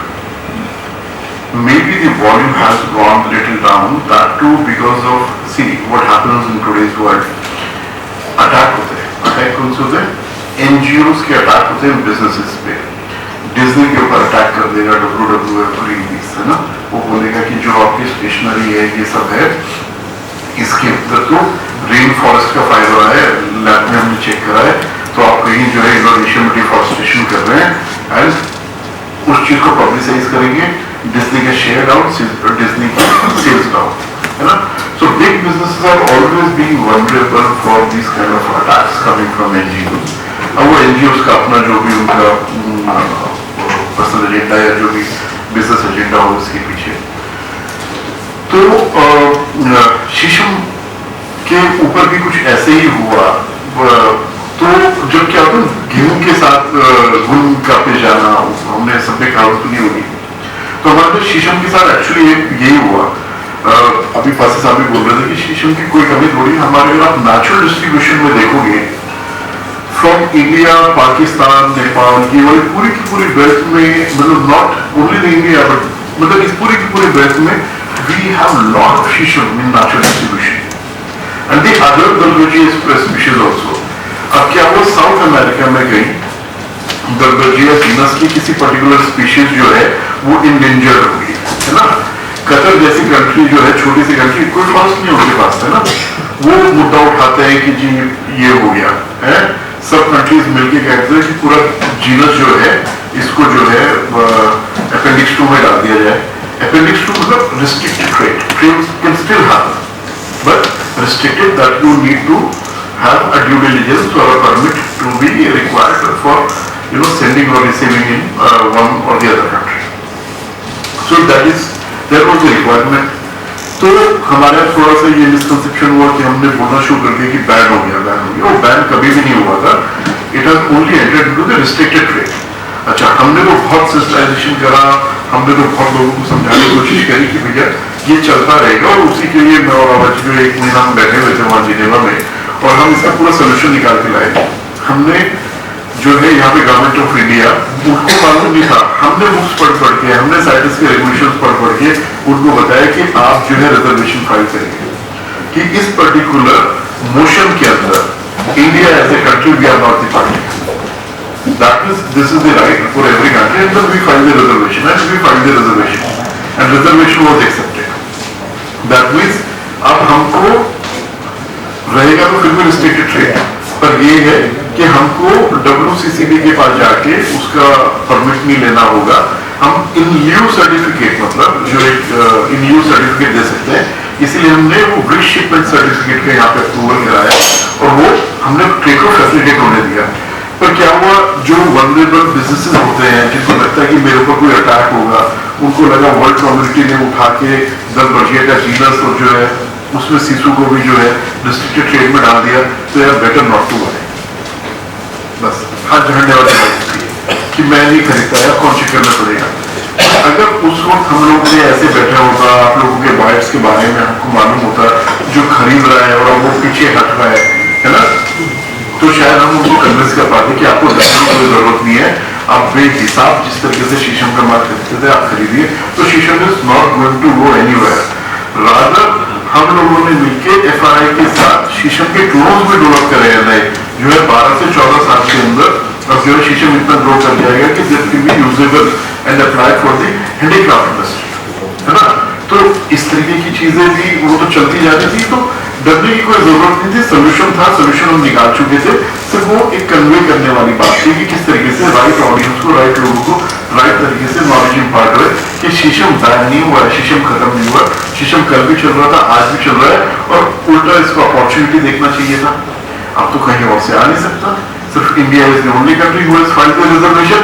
अगर आपको दल बर्जिया genus का कोई product चाहिए तो अब सिर्फ India से मिल सकता है। नाउ तो you are in a position to command the premium on your product, पर हम उस चीज को अपॉर्चुनिटी नहीं कन्वर्ट कर पाए, हम उसको जो है उल्टा अपने ऊपर बाहर लेके बैठ गए, और हमने अपना काम कम कर लिया शीशम का। उसका रिजल्ट ये हुआ इनडायरेक्टली कि आपका मैंगो का प्राइस बढ़ गया, और उसका कौन सा अकेशिया का प्राइस बढ़ गया, क्योंकि वो सामने दोनों स्पीशीज पे आ गया। हमारा इनोवेशन की थोड़ी सी प्रॉब्लम रही है, क्योंकि इंडस्ट्री हमेशा क्या है ना, handicraft cottage industry cluster level पे रही है, कभी ये कोई बिग स्केल पे इंडस्ट्री नहीं आई है except the few units in the country, है ना। तो क्या हुआ, आप पल्प एंड पेपर वालों को देखिए, आप ITC को उठाइए, आप ये क्या नाम है वेस्ट कोस्ट पेपर वाले को उठाइए, आप शीशा साइड वाले को उठाइए, आप ये JK पेपर वालों को उठाइए, है ना, बलापुर वालों को उठाइए, सबको उठाइए।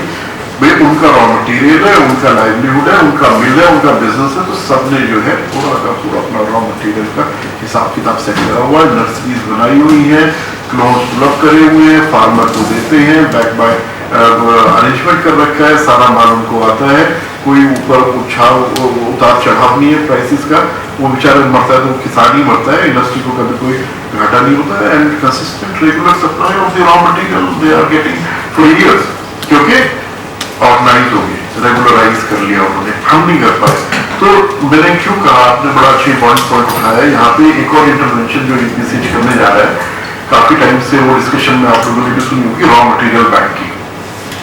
तो रॉ मटेरियल बैंक यही कॉन्सेप्ट है कि to give industry a consistent raw material supply, जिसके अंदर क्या है, एक तो हम कभी भी 3 स्पीशीज से बाहर नहीं निकल रहे हैं, क्योंकि सहारनपुर से काम हुआ, कार्बिन शीशम होती थी, दुनिया भर का यूपी में शीशम मिला करता था, वो लकड़ी यूज होती थी, सस्ती होती थी, तो वो चला। पर जैसे जैसे डिमांड बढ़ी, जोधपुर की तरफ रेट गया, उन्होंने मास स्केल पे प्रोडक्शन चालू करा, मतलब डिमांड सप्लाई को करके इसके प्राइसेस ऊपर होने हुए, तो जो है मैंगो और अकेशिया की एंट्री हुई यहाँ पे।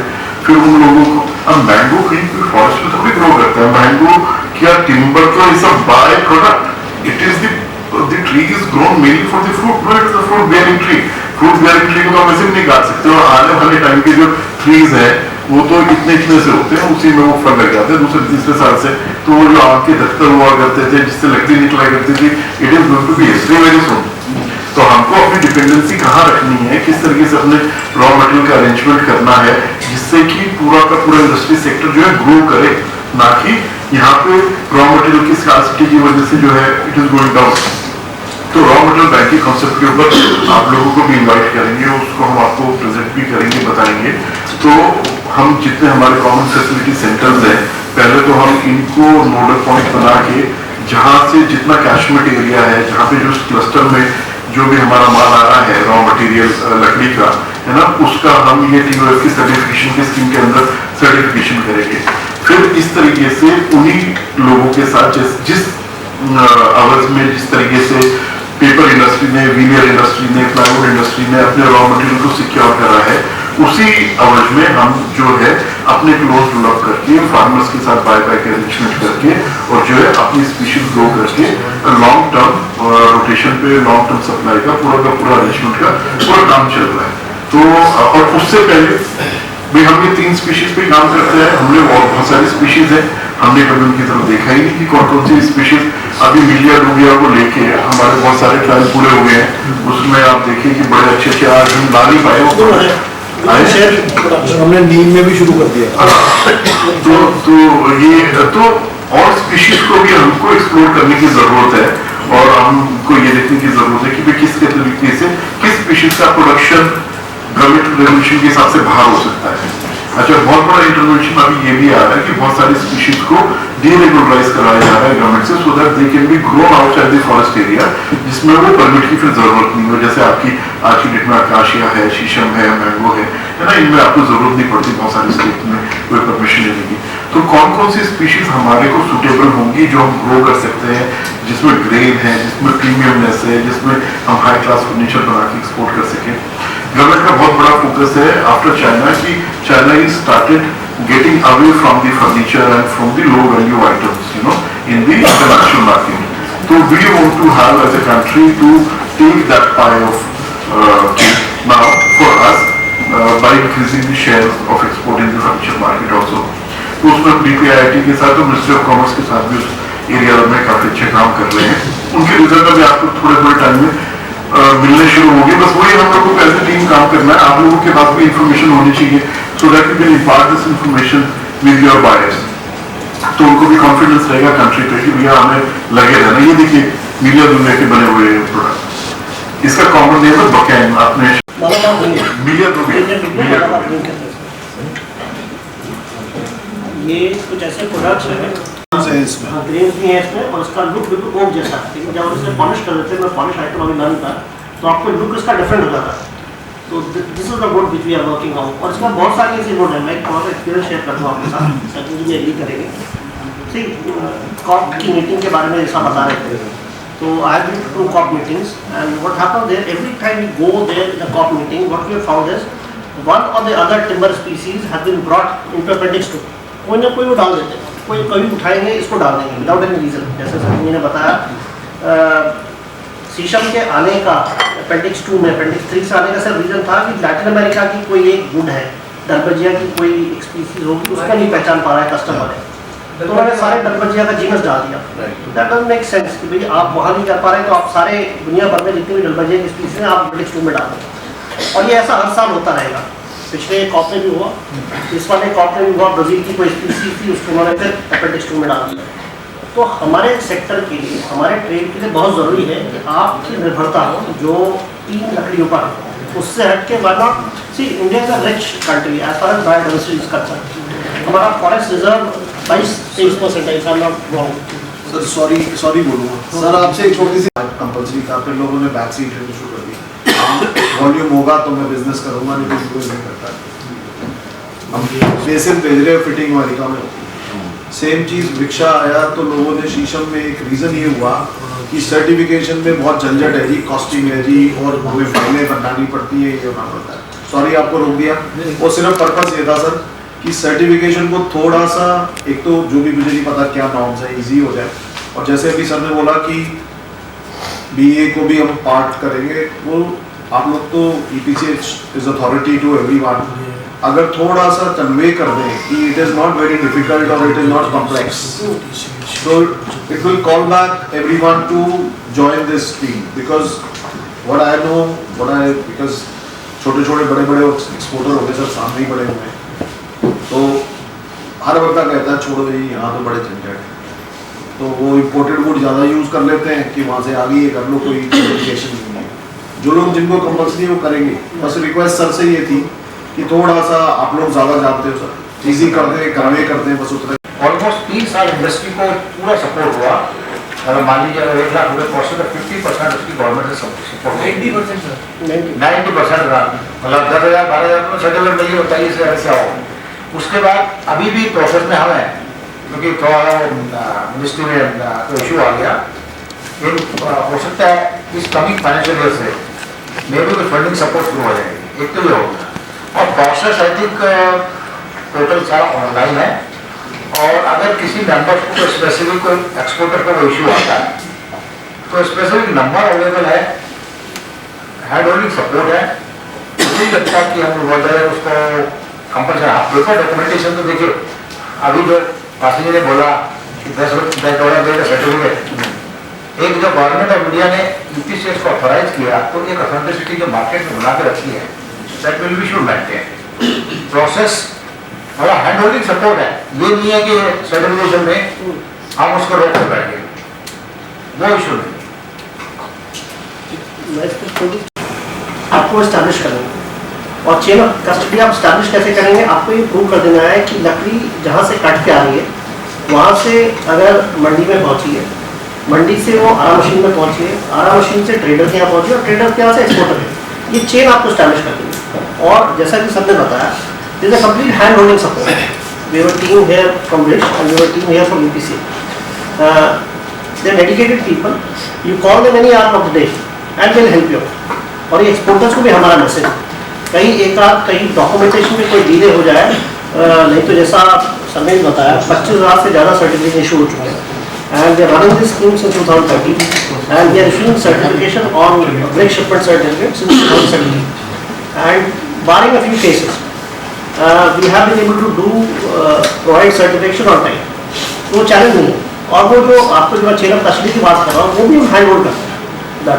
And coming back to my point, मैं जैसा पहले बता रहा था, लकड़ी के सोर्सेज को आपको भी, जैसा मैं प्रोडक्ट भी दिखा रहा था अभी आपको भी अपने जो आपके एक्सपोर्टर वेंडर हैं उनको इंकरेज करना पड़ेगा, ट्राई आउट न्यू रूट्स। तो हमें इन्फॉर्मेशन होगी तो जरूर करेंगे। नहीं तो बताएंगे। If sheesham comes back, how do we think your salt? Sheesham comes back पे बताइए। सर आप चले जाओ। मनीष जी, सचिन जी को मैंने बोला अगर आपके पास थोड़ा सा प्रोसेस डिफाइन है तो एक बार एटलीस्ट सर्टिफिकेट वाला अच्छा होगा। बिल्कुल अभी करा सचिन जी कराएंगे। वर्मा सर जा रहे हैं, उनको थैंक यू करेंगे हम सारे, और उसके बाद सारे कंटिन्यू करते रहेंगे। मुझे एक्चुअली 5 मिनट गोरा पहुंचना है, ऑलरेडी लेट हूँ। ये शीशम है सर। शीशम का ऑलरेडी आपने बता दिया कि स्केर्सिटी हो गई है, जबकि है नहीं, धीरे धीरे बड़ा हो जाएगा।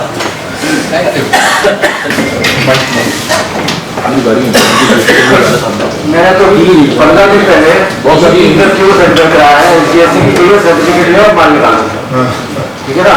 और SSC is just to take a certificate from app and मान निकालो खत्म पानी। मुझे मालूम है, लेकिन फर्स्ट एकदम जरूर अभी वो क्या है ना, अभी जो है आपको वृक्ष की जो है सारी कमेटीज के अंदर सीट दी जा रही है। दूसरा ये है कि ये इंट्रैक्शन जो आज हमारा हो रहा है, हमने पहली गलती मानी कि भाई अगर हमारे और कोई हुए होते तो आज आप अपने बाहर के सामने अपने वृक्ष का, अपने कंट्री के इंडिजिनस प्रोग्राम का पूरा ये जो है खाका रख सकते हैं और बता सकते हैं कि कितना स्ट्रॉन्ग प्रोग्राम है, rather than asking for FSC or any other program, मतलब we could always have showcase this program, तो we'll have this kind of interaction more and more। Then sir इस वुड का सैंपल मिल सकता है ना, छोटा सा कुछ? हाँ मिल जाएगा। आपको क्या चाहिए, प्रोडक्ट चाहिए? नहीं, छोटा सा प्रोडक्ट जैसा स्वॉच है कुछ, मैं दिला दूंगा आपको, मैं दिला दूंगा। नहीं कुछ जरूरत है, टेस्टिंग करनी पड़ेगी कुछ चीज़ें। मैं दिला दूंगा। मैं Dipesh is rich covering Changal wood, eucalyptus, and what is the feature of this wood? सिर्फ वृक्ष प्रोग्राम के अंदर एनी वुड कैन बी, अभी वृक्ष के अंदर वृक्ष प्रोडक्ट को ब्रिक्स सर्टिफाइड करने के लिए देयर आर 3 एलिजिबल इनपुट्स। एक तो FSC सर्टिफाइड हो तो हम ब्रिक्स का एफा लगा सकते हैं। हमने हमेशा उनको पूरा का पूरा एक म्यूचुअल रिलेशन अपने प्रोग्राम में देके रखी है, पर वो ये बाकी नहीं बढ़ पा रहे हैं क्योंकि वो बढ़ भी नहीं पाएंगे ना, जहाँ तक उनका एरिया तो खत्म हो गया है ना। आगे जो है वो गवर्नमेंट टू गवर्नमेंट वाला सिनेरियो है, तो वो नहीं वर्क कर पाएंगे काम। तो दूसरा PFC सर्टिफाइड कुछ है तो वो एलिजिबल इनपुट है। थर्ड ये है कि अगर फैक्ट्री ने इंडस्ट्री ने जहां से भी उसने वुड खरीदी है, जैसे अभी रावत जी बता रहे थे आराम मिल पे, ट्रेडर पे, मंडी पे, उसकी ड्यू डिलिजेंस कर रखी है, उसका पेपर वो कर रखा है, वो वृक्ष का जो है मार्क्स लगा सकता है रिगार्डलेस द स्पीशीज, कोई भी स्पीशीज का ऐसा नहीं है, तो सिस्टम है उसमें all the species are all good.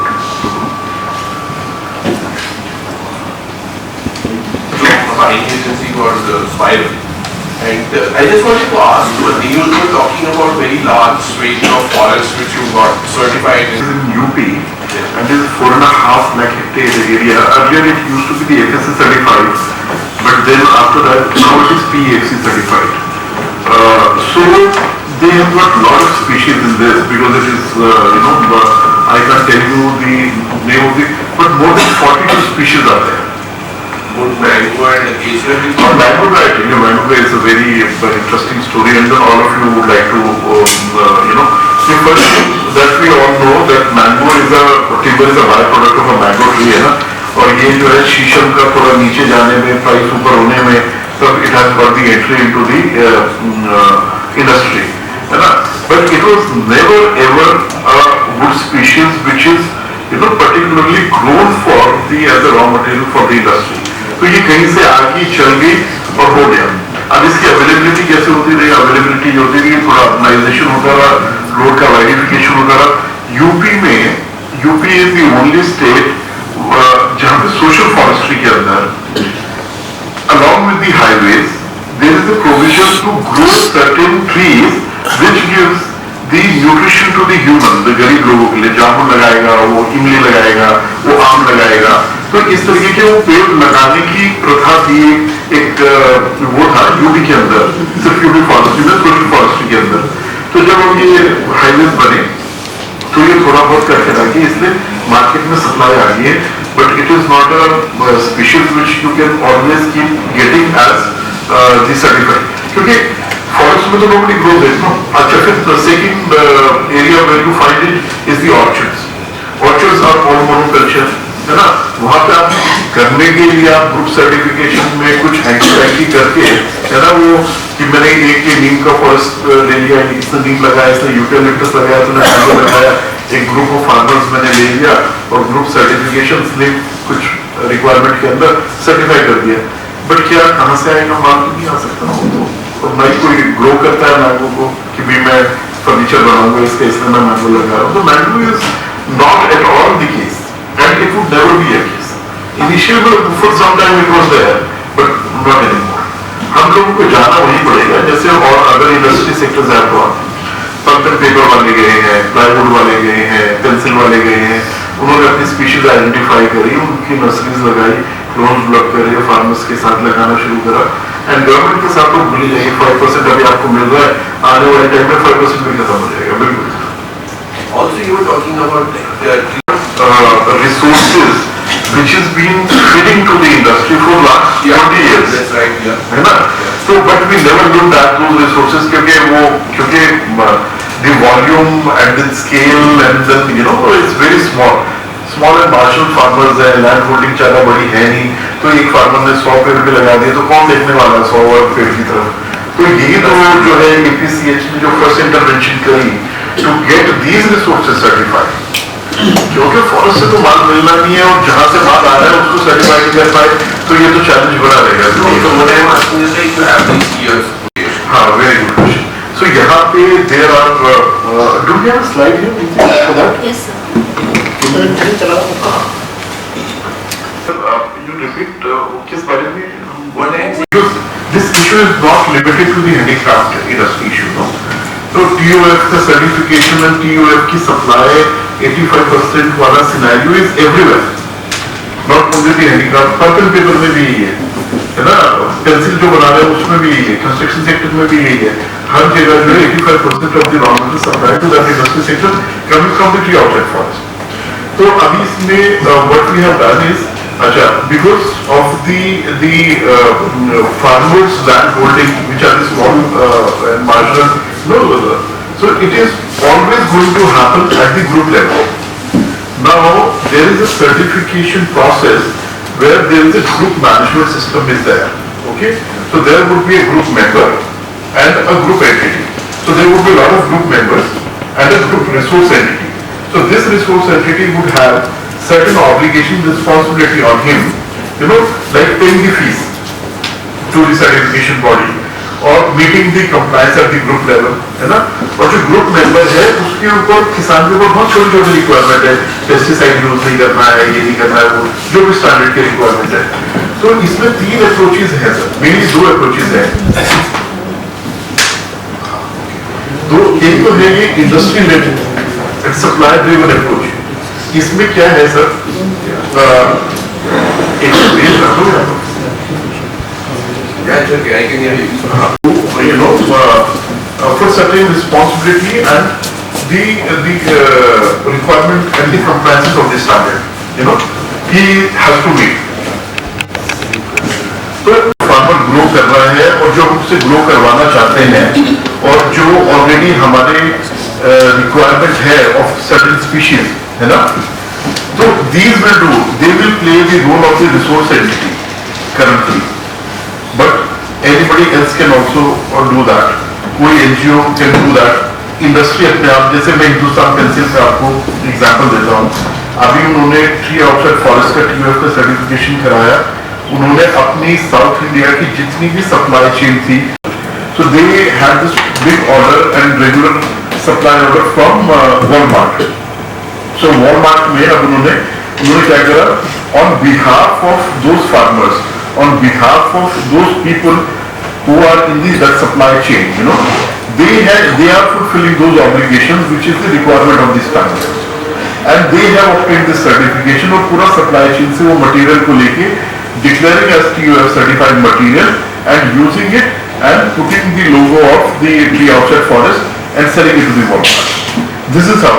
So that model is already appeared, it is already functional, and this will be applied to the handicraft sector also, where the first lead will be taken by the EPCH to get the farmers raw material certified through their common facility center को nodal centre बना के वहाँ से करा जाएगा।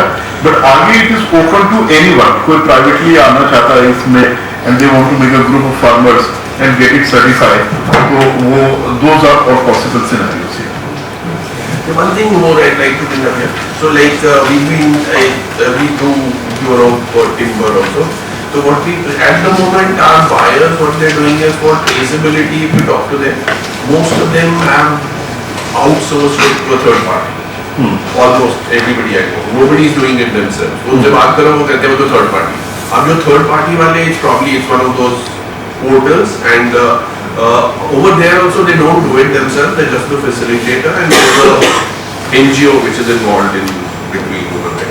And the NGO is the one who's doing the due diligence and the follow-ups and everything. So is there a possibility of, I don't know, but would Vriksh figure out anywhere to put there? No. See, if I'm understanding it correctly, so what I'm trying to say is like you're saying, if I have a conversation with my buyer or something, and instead of those NGOs or that thing, would Vriksh be in a position to put up a separate portal or a, I don't know. But so what solves your purpose is in going forward that raw material thing that we, you know, so that will have a registry also of those certified resources, those farmers, those resources, and longitude, latitude of those lands, you know, वो सब होगा, but that will be shown in the raw material buy. But currently it can also be proven, shown, but on the basis of the document to the buyer. If buyer needs to be convinced कि आप किस तरीके से, how you managing it, so through that report, the evidences of that report, which is done for the certification, that helps, that is capturing all the information which buyers requires. but currently it is not digitally available. But it could be available digitally. I think this is a good suggestion. I think we'll take it forward also. So that buyer देख सकता है कि मेरा माल का आ कहाँ से आया है. सर वहाँ पे जाकर सर्च कर सकता है, उसको पूरी डिटेल उसकी आ जाती है कि उसका ओरिजिन क्या है प्रोडक्ट का, कौन सी स्पीशीज में वो डील कर रहा है, तो वो रेडीली अवेलेबल है पब्लिक पर. brishindia.com. Okay, I'll check it out. Good, thank you. It's a commendable job and initiative that UPS has taken. All of our agent members will agree. We always have been following standards created by foreign countries and foreign companies. This is the first standard that I see which is initiated by an Indian agency. So we must give a huge round of applause.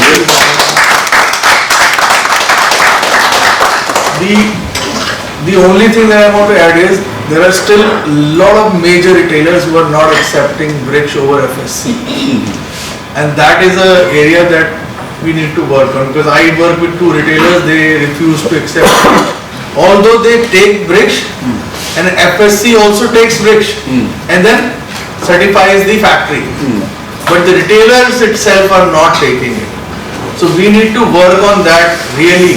Sir अगर थोड़ा सा time की बात करें तो in 2 years of time they would not have any option, you know. So first thing, but in 2 years of time also, and then we are not, you know, sitting behind, because our standard is something which is made on a very, very high level, and the credibility is also very high. So we can always have a word in a debate or, you know, dialogue with your buyer also to convince them. We can always do that and then tell them, okay, this is how we are meeting the compliance of the requirement in your country. You know, so how FSC is meeting, they only know. But we can always tell them, this is how our program is meeting your requirement. तो थोड़ा सा तो ये चीजें क्या होती है ना, it settles with the time only. अभी डिमांड आई तो पता नहीं क्या क्या आ गया, कहाँ से क्या क्या हो गया, फिर कौन सरवाइव करेगा, कौन लॉन्ग टर्म में रहेगा, वो तो टाइम ही बताएगा. 2 साल बाद जैसे मैंने आपको बताया ना, जब जहाँ पे बात चल रही है गवर्नमेंट टू गवर्नमेंट सिस्टम की, वहाँ पे इन लोगों का रोल ही खत्म हो जाएगा. तब तो ये मानना ही बंद कर देंगे, क्योंकि वो नहीं करेगा, वो कंप्लायंस नहीं मीट करेगा. कोई सेल्फ हेल्प ग्रुप की वॉलंटरी स्पेस की scheme would not be required at all. This would be a compliance under the mandatory norms. This would be going to happen. पर मीनवाइल आल्सो जहाँ पे भी जरूरत है हम बताने के लिए तैयार हैं, तो कंपैरिजन देने के लिए तैयार हैं, बता दें कि हमारा system is how our system is better than FSC और एनी अदर स्कीम. So हमको actually I think we should have for BA members who are working in furniture and all, at least a permanent prototype written so that we can share it with our customers who are using FSC. Yes. And tell them that we would like you to use BRICS rather than FSC. So maybe if you could develop some key points or a presentation Like a small specifically for the BAA members for the handicraft industry, जहाँ पे we can start educating our buyers that in due time BRICS is going to take over the presence of FSC or is going to be at par or equivalent. And also just key points from after today's meeting जब हम introduce कर सकते हैं to our clients about BRICS, So I think that would be very Because BRICS is definitely cheaper than FSC. Yes, sir, we would like to have one seminar at the show also. So that we can bring down our customers there and we can see your complete presentation. बिल्कुल करते हैं. और ये जो आपने बोला है, I think it is much required. A short capsule which is so informative कि ज़्यादा पढ़ने की जरूरत नहीं है. 4 स्लाइड में buyer is able to understand how we fit into the picture and then how we are better than any other program. वो हम आपको जल्दी से जल्दी दिखाते हैं. Plus, sir, my recommendation would be that BRICS should actually market itself in the international furniture shows. In Milan, in Cologne or in US. Atlanta. Even if you are working on the government side, I'm telling you there are a lot of retailers, especially in US primarily, they would not follow any government. They would have their own lobbying and they would go with that. FSC is little ahead although it's like you said, it's not as good as BRICS, Yeah. but they are still ahead in that marketing game. You're right. So it's our country's indigenous developed system. Yeah. Let us all get together and market it in a strong way. Yes. 5th October is a big platform. Let me add one thing here. As far as presentation during fair is concerned, I mean, we are regularly doing it. I don't know how you missed it, but team GCI is looking here, and almost every fair there is a presentation made by the GCI team in the fair, and we will once again do it this time, and we will invite you both to be a part of that. Then, as far as promotion of the team is concerned, we have been doing it. We have done it at Cologne, we have done it at other forums also. We have made presentation in Malaysia, Singapore, Geneva, Panama, you name it. So we have done it, and what we have done additionally is we have made it a point wherein we make posters of the best scheme. In any fair, be it furniture or gift fair, the promotional material is there in that forum. But now, as we have discussed, we will be more aggressively promoting this scheme to reach out to as many buyers as possible. That will be. We can, because as Pramod said that we do furniture, there are some who are doing core furniture also. So if we just send this information, something like this, to the client that this is the certification which is coming as indigenous Indian thing, so they can at least get to read and come here. Nobody carries a stationery bag from the booths. So what we'll do is, with the presentation that Sachin is going to give us, we'll share a soft copy of this and we'll give it to you, and we'll also tell them in a small letter that will be present at the fair. Yeah. So you'll be there at the booth. If you want additional information, you can come to the booth. Sure. We'll have a thematic. In fact, then they can discuss with us only. Yes. So what is this? Yes. How is it working? Yes. So if we have some guidelines, we can also. We'll do it. We'll do it. Although you guys must already be doing it, but one of the best ways to do it is to approach the Furniture Retailers Association in European Union and US. Yeah. Because they are like very present करने की जरूरत है। मुझे लगता है कि जिसमें buyer भी अट्रैक्ट होंगे, जो अपकमिंग न्यू रेगुलेशंस हैं उसको फोकस बना के काम करें। जो काम हुआ है इस पे तो काफी कंसिस्टेंस है ही है, बट जो अपकमिंग है जैसे डिफॉरेस्टेशन, डिग्रेडेशन की रिक्वायरमेंट है, कार्बन न्यूट्रलिटी की रिक्वायरमेंट है प्रोडक्ट के ऊपर, जो ये आने वाले टाइम की रिक्वायरमेंट्स है ना, इनको फोकस लेके तब ये सारा काम करा जाए। और फिर अगर हम बताएं कि हम किस तरीके से हमारी scheme has got already embedded these features already embedded, है ना, इस तरीके से करते हैं। और 3-4 लोग हम लोग भी ऐड होना चाहिए इसके अंदर, जिससे कि हम मिलके काम करें और इसे प्रमोट कर सकें। हाँ, यस। सर ये जो एक स्कीम है, इस पे जो एक्सपोर्टर आपसे लेता है उसको क्या carbon credits is he entitled for it? But हम आपको बताएं, देखिए इसमें ऑलरेडी डेलिब्रेशन चल रहे हैं और यूपी फॉरेस्ट कॉर्पोरेशन के साथ अभी हम एक ट्रायल भी करने जा रहे हैं और वही चीज इसमें भी होगा।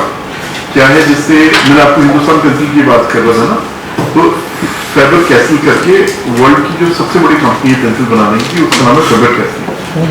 अभी उन्होंने अपने को क्या किया, उन्होंने अपनी सप्लाई चेन जो है, based on their supply chain, they have become carbon negative. That means no carbon emission is happening into the atmosphere while they are maintaining their business. On the similar line, ये वाला जो हमारा TOF का certification का programme है, तो इसमें अभी थॉट ही है, ये चल रहा है, इस पर डिस्कशन चल रहे हैं कि 50% of the credit generated through when you are raising this biomass and the carbon is being sequestered in the biomass, तो जो उसका क्रेडिट बनेगा, तो 50% has to go to the farmers and 50% the industry can utilize to become the carbon neutral or at least make their supply chain carbon neutral. कि उसका कोई भी emission नहीं है, footprint नहीं है। मेरा मकसद ये था ना, सरकार तो ये कहती है हम आपको कुछ नहीं देंगे, राइट? तो एक्सपोर्टर कहाँ से वो पैसा लाए? Because he has to be price competitive in the world market also. तो अगर उसको कार्बन क्रेडिट्स मिलते हैं तो उसको लगेगा मेरे पास दो पैसे यहाँ से तो आ रहे हैं ना। तो मेरा पॉइंट वो था। तो कम से कम इतना तो हो ही सकता है कि कार्बन क्रेडिट की वैल्यू क्या होती है, वो तो मार्केट बेस्ड है। $6 है, $18 है, $1 है, कभी 10 सेंट रह जाती है, वो तो मार्केट बेस्ड है। पर हाँ एक चीज जरूर है कि इससे आने वाला जो कार्बन का जनरेशन है, ये कार्बन की स्टोरेज है। जैसे आप लोग फर्नीचर बनाते हैं तो you are locking the carbon for 100 years in that furniture, while you are using that raw material, so you are having the sequestration of the carbon into that biomass while the tree is growing. तो जो आप ये पूरा carbon का है, इसको कोई map नहीं कर रहा था, इसको कोई मेजर नहीं कर रहा था। फर्स्ट टाइम टीओएफ की स्कीम के अंदर, और वो जो रॉ मटेरियल बैंक की बात कर रहे हैं और ये जो इंडस्ट्री को कार्बन न्यूट्रल करने की बात कर रहे हैं, तो वो कार्बन का मेजरमेंट, कैप्चर और उसका ये पूरा करने के बाद ये देख रहे हैं किस तरीके से कार्बन से इंसेंटिवाइज करा जा सकता है to the farmer also and to the industry also. पर एक चीज के लिए मैं 100% श्योर हूँ कि जो सर्टिफिकेशन की कॉस्ट है उससे कहीं ज्यादा जो है कार्बन से मिलने वाला इंसेंटिव होगा इस इंटायर प्रोसेस में, आज नहीं तो कल। But I think we will be pretty much there by the mid of this year to have even the carbon sequestration, mapping and the measurement and utilization, the application of the carbon into the supply chain of this industry. चाहे वो farmer के लिए हो, चाहे आपके लिए हो, या इन बिटवीन जो भी लोग हैं। Sir, one more thing that is in practice in industry, they are using pre-mature wood, whether it is shisham or mango. If you go and see the timbers, the very rings are, you can, even the rings are not visible.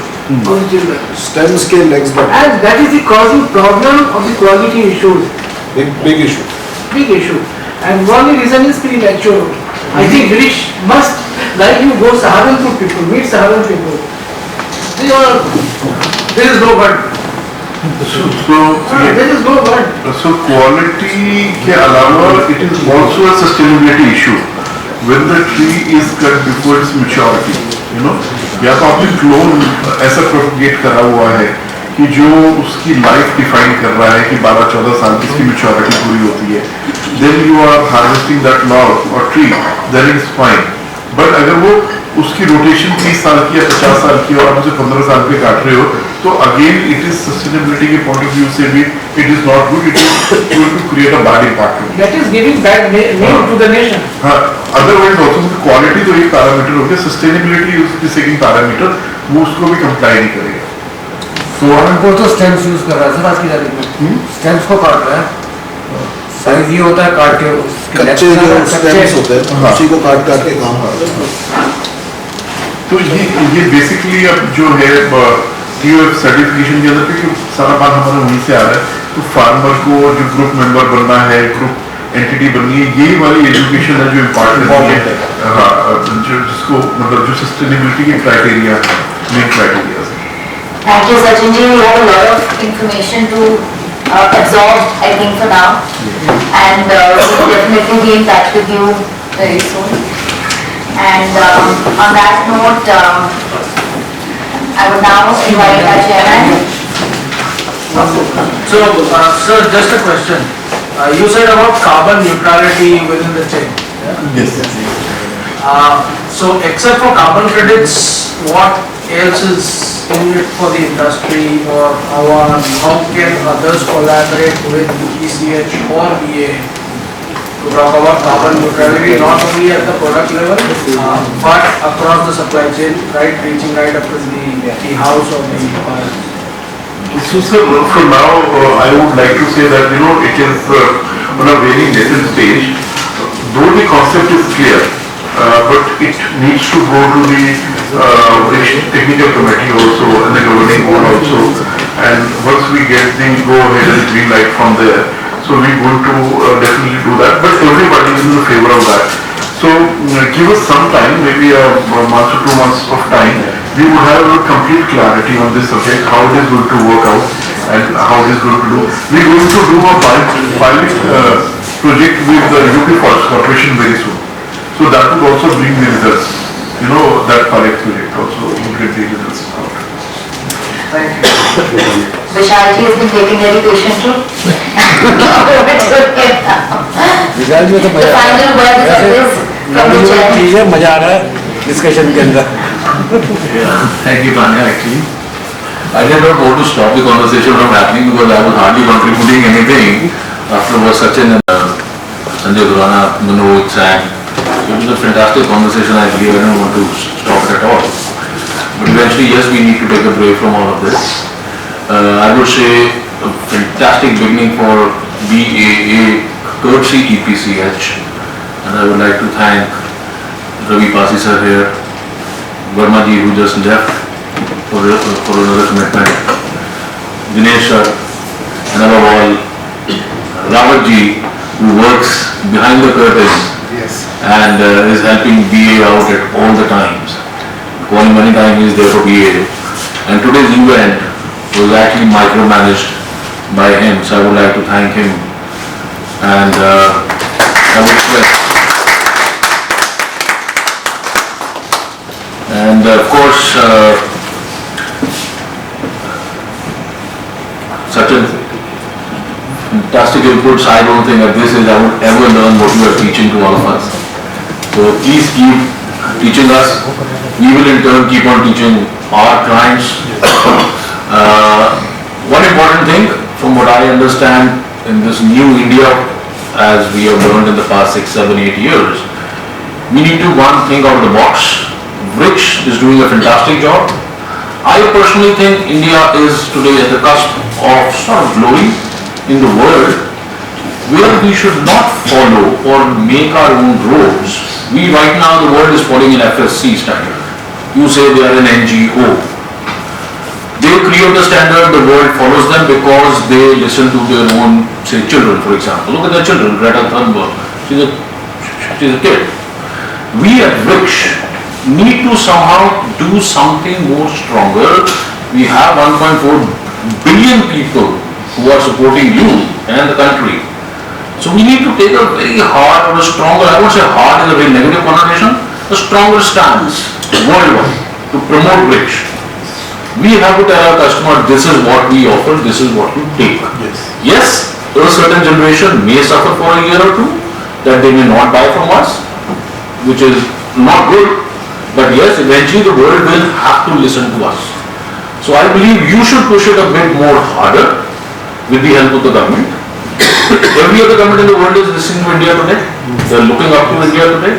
So I think this is a good starting point for us, that we should take it slightly harder. So that was my thought process when I was listening to everybody. I'm not saying Greta Thunberg or any other NGO is not doing a good job. Success in the world or progress in the world, as we used to learn at school, even 45 years ago when I was at school, success is a double-edged sword.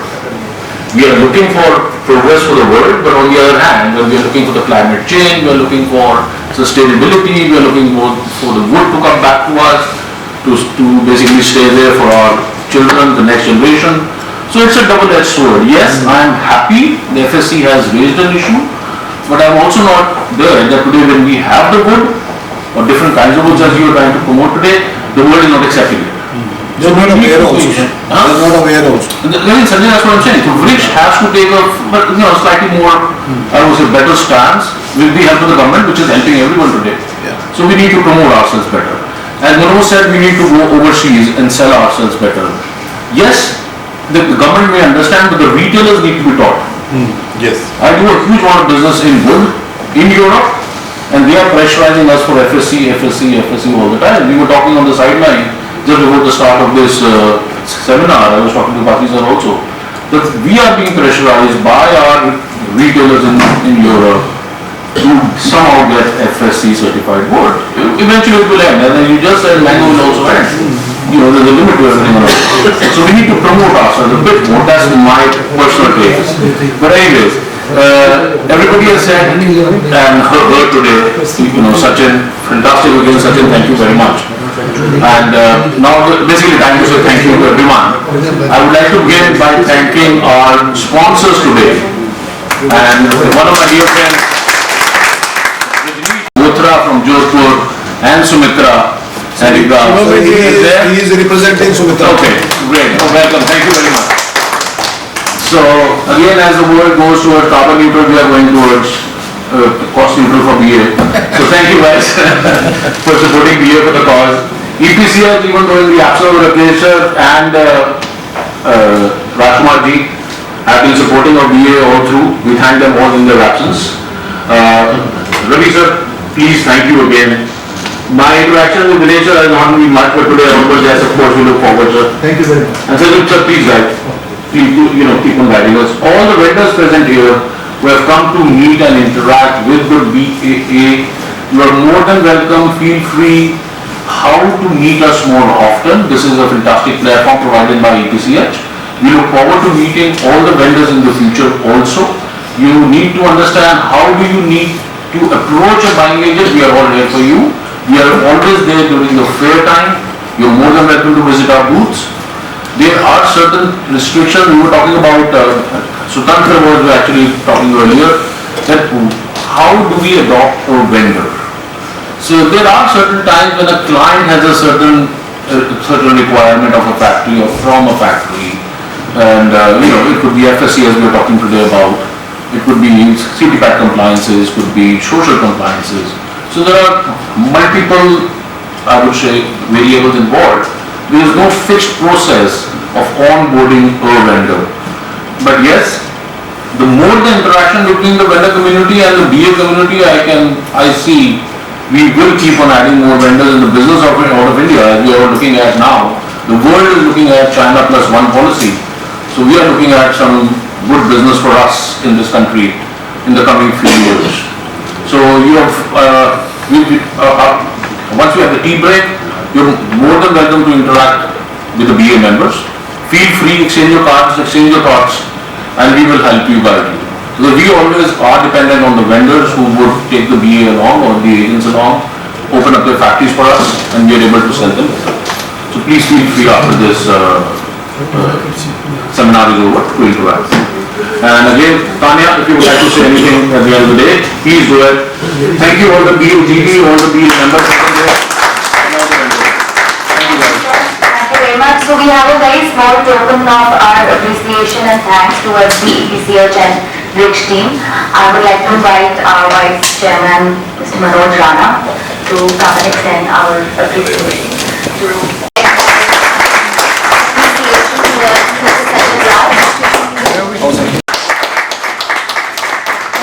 to please extend our appreciation towards Mr. Dinesh, Mr. Rajesh Rawat,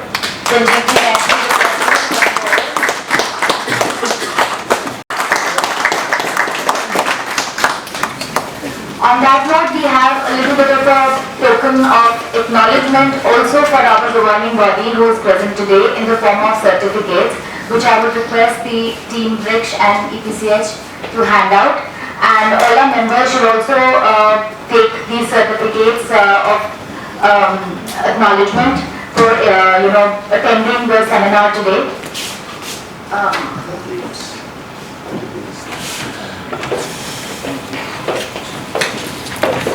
TQM Global Bounty.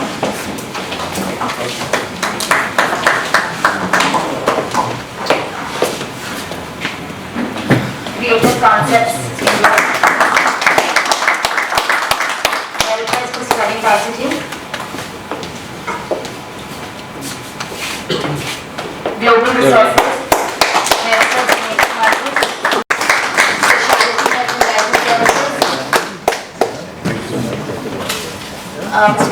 Mr. Sachin Jain.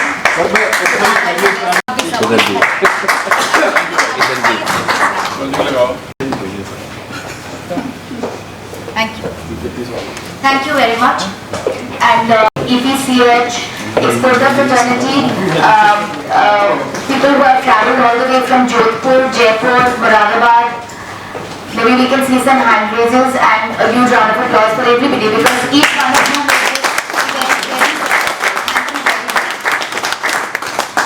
also like to thank our GB members for finding the time. So, supporting us, giving us all the time behind the scene. We really appreciate all your efforts. Thank you very much everyone. Please join us for high tea.